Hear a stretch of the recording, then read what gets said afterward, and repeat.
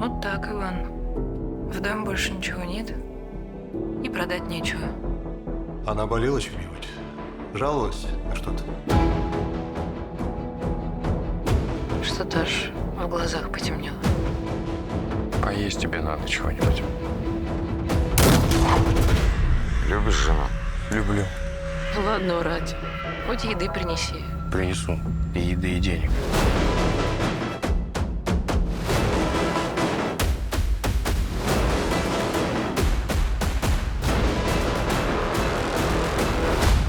Слышь, Иван, как жить дальше будем?